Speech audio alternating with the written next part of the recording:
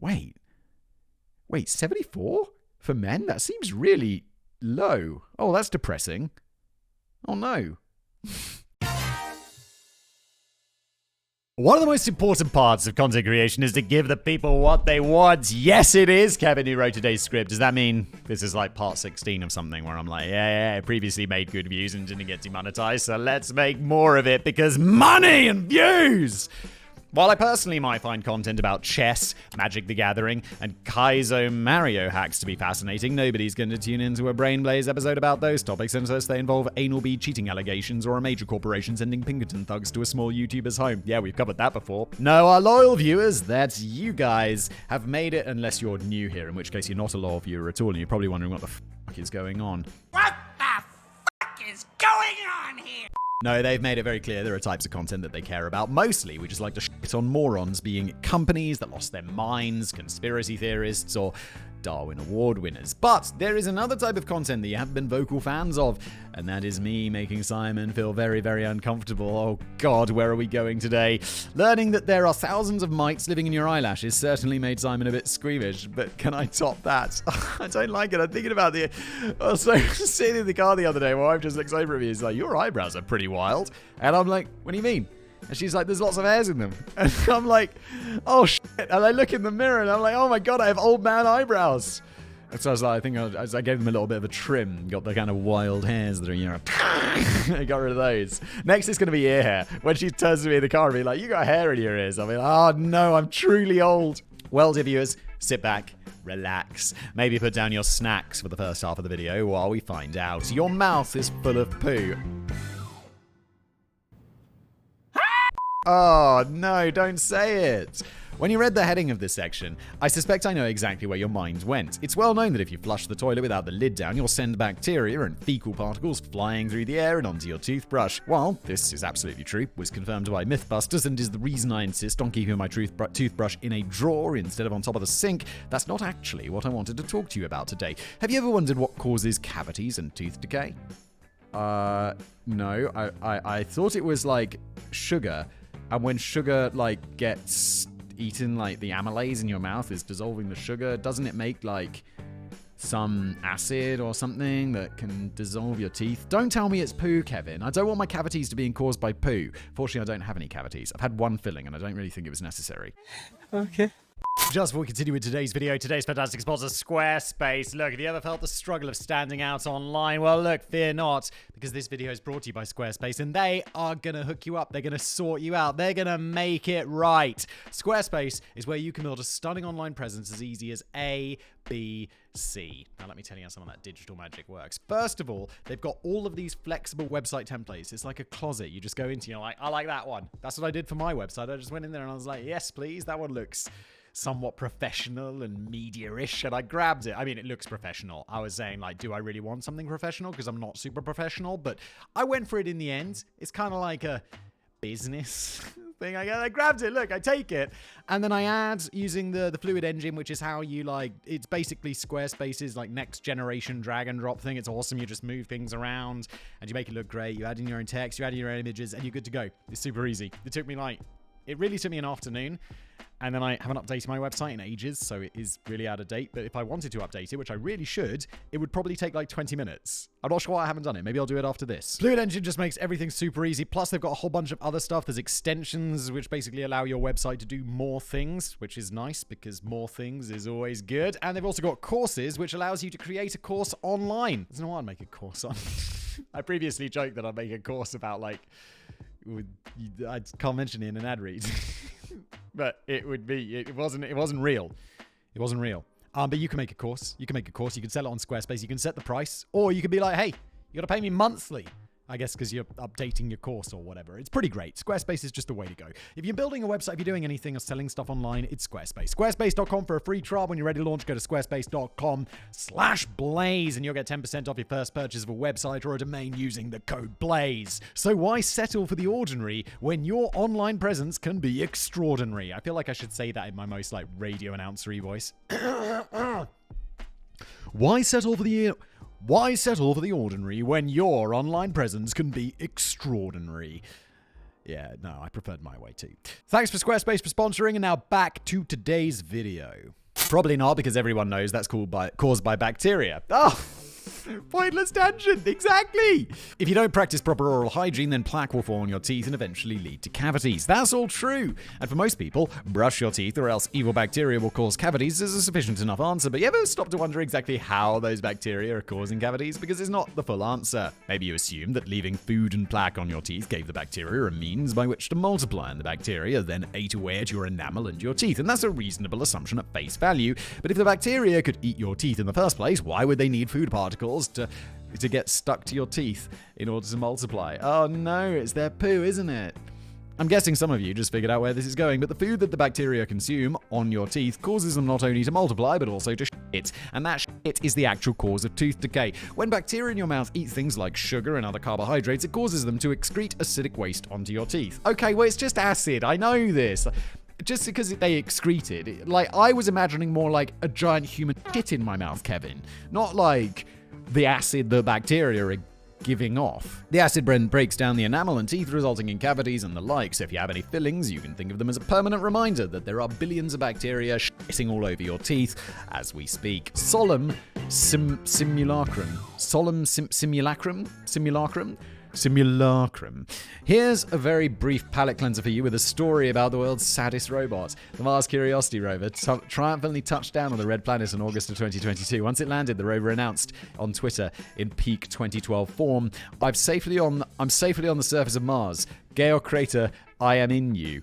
But it didn't take... It's a bit cringe, isn't it?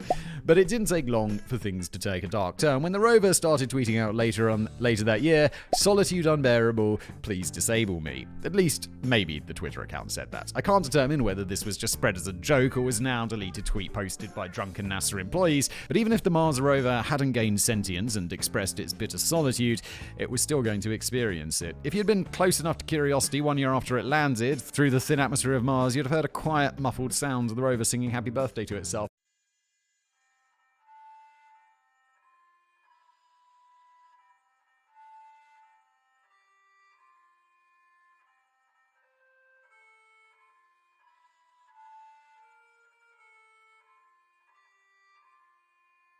Oh my god, what are the odds? I think we had two of these scripts written at the same time, and twin films, because this I just literally covered in another one. So you're either hearing this again or you're going to hear this very soon, depending on how quickly these get edited and put out. Beaver anal secretions and you. Every few years this story goes around, so you may have heard it before. You may also believe that it was completely debunked, but that's not actually the case. Anyway, it relates to a substance known as Castoreum. Castoreum is a yellowish-brown goo known for its musky and somewhat fruity odor. Yeah, and it comes from like a beaver's ass, doesn't it? Which is fucking weird. I'm into it. When alcohol is introduced, the scent becomes less musky and more fruity. The substance is approved by both the FDA and the Flavor and Extract Manufacturers Association, as well as all relevant regulatory bodies in Europe. Castoreum is all natural, and it qualifies as being a listed ingredient on labels simply as natural flavorings. It's a beaver's arse juice. Oh! So, what is Castoreum, you ask? Except you didn't, because I already told you. It is the secretion of a beaver's castor sacs. Essentially, it's anal glands. You can either anesthetize the beaver and milk its anal sacs to extract the sticky goo, or the sacs can be removed and dried from dead beavers. That is weird. You're milking a beaver's anal glands. I don't know, is this how you... Come here, beaver! Let me milk your asshole. Castoreum has been used for thousands of years, dating at least as far back as the Romans, which Come here, Cassius, and milk this beaver's anus. Society was still relatively new back then, so people were trying out all sorts of crazy shit. No modern person is going to look at a beaver and suddenly think, I wonder if that beaver's ass tastes like something. Modern scientists are too busy trying to figure out what percentage of a female turkey you can remove and still get male turkeys to try and fuck it. Again, something we've covered on a previous Plain Brace video, and the answer is... very, very little. Like, head on a stick, those turkeys will be like fucking the shit out of that stick. What's your name? Dean Van... Your name is Vetch, and I own you. Your property! Weird, man. Nature's fucking up. Anyway, for over 100 years, beaver butt juice has been used to provide vanilla, strawberry, and raspberry flavorings to things like ice cream. At this point, some of you might be shouting, But Kevin, we've heard these claims before, and they've been debunked. and to that, I'll tell you that you should have read those articles more closely. Whenever someone disputes that Castoreum is still used as a food additive, they always couch their statement by saying it is widely, largely, or mostly untrue. That's because while Castoreum isn't nearly as popular as a flavoring as it once was, it is still definitely used that way. The only reason it fell out of favor with manufacturers is because extracting Castoreum is a slow and unpleasant process. Very unpleasant. You either have to cut the arsehole out of a dead beaver, or you got to go like squeezing an anesthetized beaver's arse. It's pretty fucked up, isn't it? This means beaver goo is pretty expensive, so the majority of Castoreum produced is used in perfumes and colognes. If you've ever noticed that cologne you were dabbing onto your skin has a musky, leathery scent, that may be because you're coating yourself with beaver anus. Yeah, and I have to say, like, that musky, leathery scent is absolutely one of my favourite smells in perfume. So, I definitely have perfumes that smell like this. They've probably got beaver arse in there, haven't they? Jesus. It is far more likely that you've experienced Castoreum in this way than actually by consuming it, but the latter isn't impossible. It has widely fallen out for use as a flavour extract, but not completely. And let's be real here, Simon, this whole YouTube thing has been going pretty well for you. And while you mostly seem like a chill, down-to-earth guy, steady on, Kevin. I'm hardly down-to-earth. Not since I got extremely internet famous. I can't help but suspect that there are certain areas where you demand only the best, such as what you put in your body. Yeah, Kevin, let's say that's true. Let's forget about my constant mentions of how delicious I find KFC. There'll be no 7-bone chuck or huffing glue for Simon, only choice ribeye steaks and the finest Colombian cocaine that money can buy, as well as KFC, I guess. Yeah, my body is no fucking temple. It's not. This morning, I've had 3 cups of coffee. I'm not wearing a watch today. It's like 10 o'clock. But remember, while Castoreum isn't going to show up in cheap mass-produced ice cream like Hood and Briar's, never heard of that. Not because I'm snobby, I'm just not American, I assume. The more expensive your ice cream is, the more likely it is to be flavoured with beaver arse. Misinformation never dies.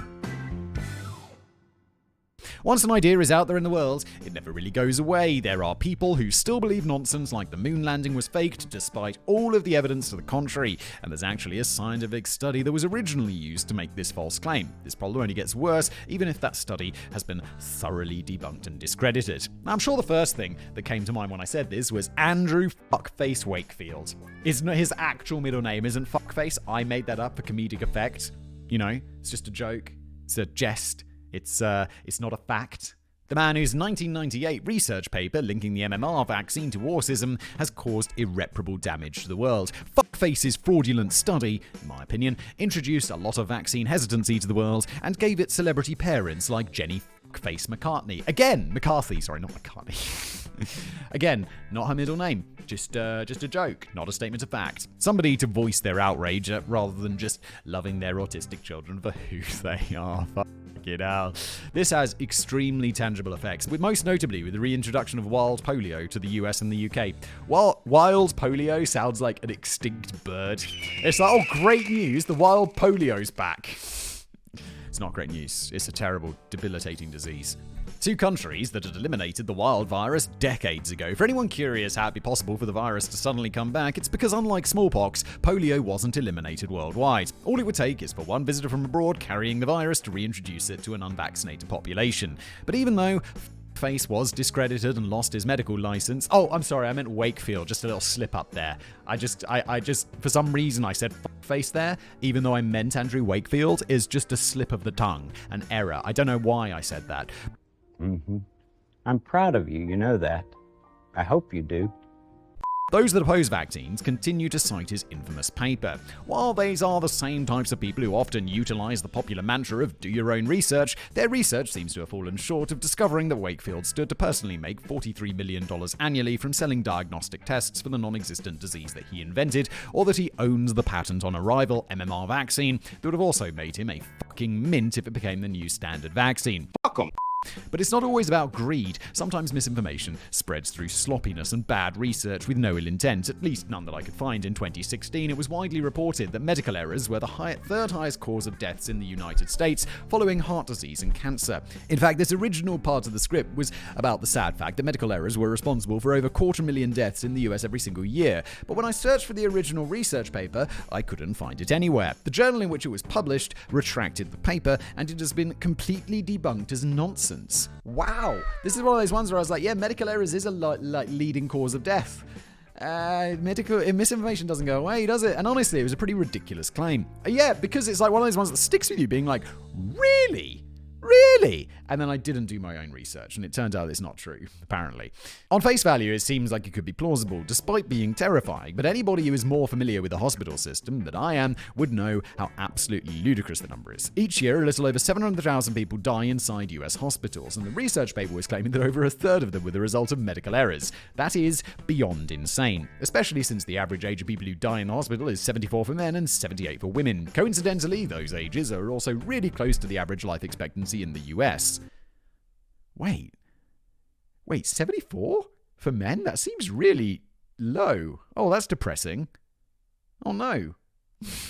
This isn't a claim that medical errors don't happen. Obviously, they do, and unfortunately, they can sometimes result in death, but the grotesquely inflated number serves no purpose other than to instill fear in people and make them reluctant or afraid to go to the hospital when they really need to. Again, as far as I can tell, there was no malice involved in this claim. The paper has rightly been wiped from existence, so I can't read it myself, but the reports all indicate that the researchers arrived at that number by using a lot of inference and extrapolation of limited data rather than actual research. Unfortunately, even though the paper was debunked and retracted really quickly, new articles are still being written that cite this paper as evidence that medical errors are the third leading cause of death. It's not just the medical industry where these types of false reports are taking place either. I guess this example is medical adjacent, but it's really about food. In 2012, French molecular biologist Gilles-Éric Seralini published a paper linking cancer in mice to the consumption of GMO corn. Oh no! That doesn't seem real at all. And GMOs get such a bad rap, like, oh, we shouldn't be genetically modifying our food. It's like, yeah, but it saved so many lives. It's literally saving so many lives. Because it's like, oh yeah, no, we just modified the corn so it can grow in the fucking desert or some shit. Yep. Which is really helpful for people who, like, need food.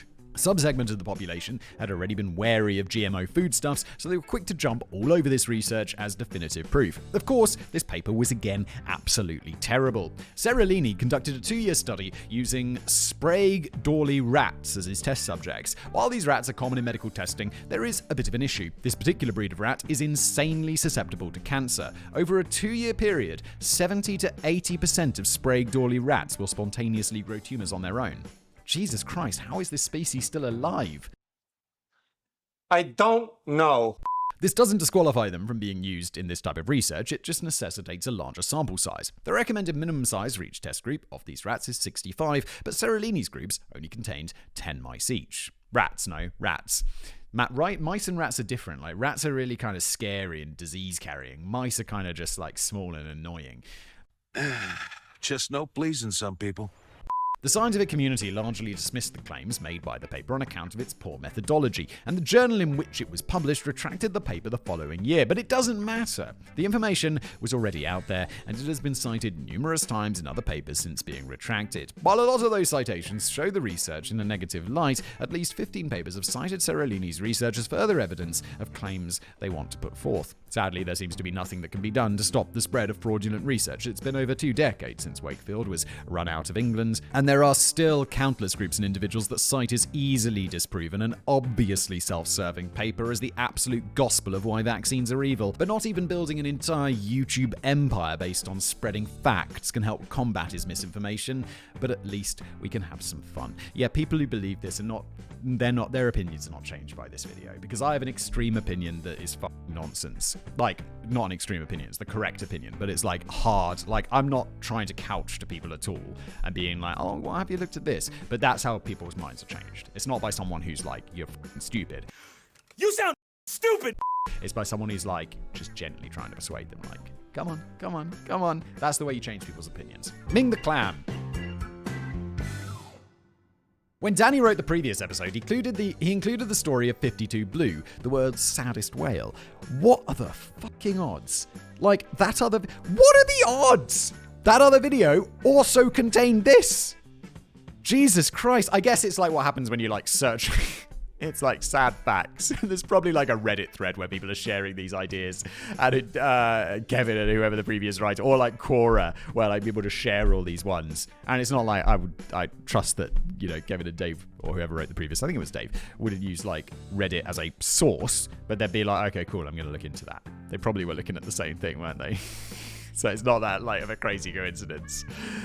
But yeah, so there's this like clam that these... I can just tell the story. There's this clam, and it's like on the bottom of the sea in Iceland or whatever the fuck. And these scientists are like, yeah, we're studying climate change on clams. So they go and they gather all these clams and they take them back to the lab in England or whatever, and they're shucking open all these clams and like cutting out their insides and testing them for like climate change or whatever the fuck. And one of them, they're like, whoa, this dude looks really old. And he's like 500 years old or some shit. And they're like, whoa, I don't think there's anything else that's 500 years old. And they just shucked him open and like tested him for climate change. They just killed this, like the oldest organism in the world. And that's the story of Ming the clam. Yeah, he's 507.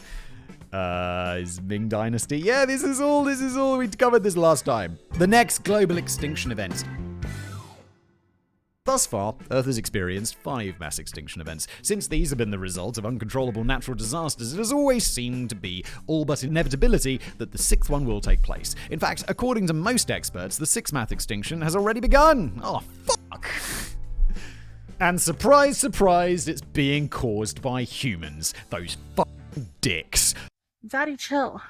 So what exactly qualifies as a mass extinction event? Well, that's actually a tricky question to answer, as there isn't any real consensus on how the term is defined. There are as many as 20 events throughout Earth's history that have been argued should qualify as major extinction events. The 5 you've heard are just the biggest. But however we define it, it's hard to argue that there isn't something really bad going on right now. Various organisms are in competition for resources and are constantly evolving, especially at the microbial level, so it's only natural that some amount of life is going to become extinct on a regular basis. There are different ways to measure this background extinction rate, but the easiest to understand is that every year, 1 out of every 1 million species should go extinct. With the number of species estimated to exist on Earth right now, that means there are up to 5 extinctions every year, just as the background rate of stuff dying off from competition or whatever other reasons. That's kind of nuts that every couple of months, an entire species that has existed for God knows how long just goes extinct. And like, I know people get upset about this and stuff, but I'm also like, you know, maybe you should have tried harder. Maybe you fucked up. Maybe it's on you.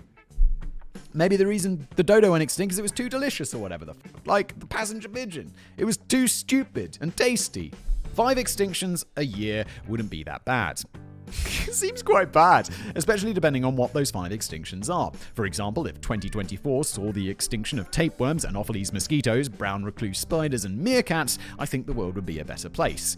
What you got against meerkats? Isn't the guy from The Lion King? Timber? Pumbaa? Which one's Timber? Timber's the meerkat, right? What's wrong with meerkats? You might be wondering why I lump something as adorable as a meerkat. Kevin knows me. He knows me. He knows how my brain works with those other vicious abominations of nature. But they know exactly what they did. Unfortunately, while the background extinction rate isn't that bad, the actual rate of extinction taking place right now is much worse. It's anywhere from 100 to 1,000 times worse. Oh my God, species are dying off. We're fucked. I mean, are we? Doesn't that just show that we're more awesome? Because our species is like, we're just popping off. There's loads of us. We're doing great. We're taking over the world. No one can compare to us. And everyone else is dying off. It just sounds like we're doing a great job, to be honest, Kevin. Fuck yeah! And that rate of extinction has only been increasing for the past 200 years. Yeah, as humans got more awesome. It can be hard to get really firm numbers on a lot of these things since we don't actually know how many species there are on the planet, but based on experts' analysis of the best data available, approximately 30% of all species on Earth have gone extinct since 1500, and about 25% of all species are currently endangered, all facing the very real likelihood of extinction by 2050. And like I said, it's only been accelerating. Perhaps you're filled with a tiny glimmer of hope. All of the research shows that this is happening. So with the problem now identified, maybe we can do something about it, right?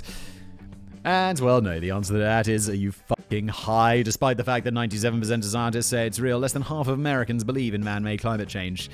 It's a bit worrying, isn't it? If half the population isn't willing to listen to science to save our own species, do you think anybody's going to lift a finger to save the others? But there is a final ray of hope that might brighten your day at the end of all of this. If the rate of extinctions continues to accelerate, you may actually live long enough to see that dog genocide that you've been begging for. I like that this became a thing. I tell this story so often, I feel like I should just qualify what the fuck's going on. Which is, I once said that I'd rather have a dog genocide than kill a human. Which I still defend as like a reasonable statement. But everyone's like, Simon, you're a fucking monster. I hate your content. Let's cancel the shit out of you because you hate dogs. It's like, I don't hate dogs. I just value human life above dogs. I'm sorry that so many of you find that desperately controversial. I just fucking don't. Thanks for watching. Extracting Castoreum is a slow and unpleasant process. Very unpleasant.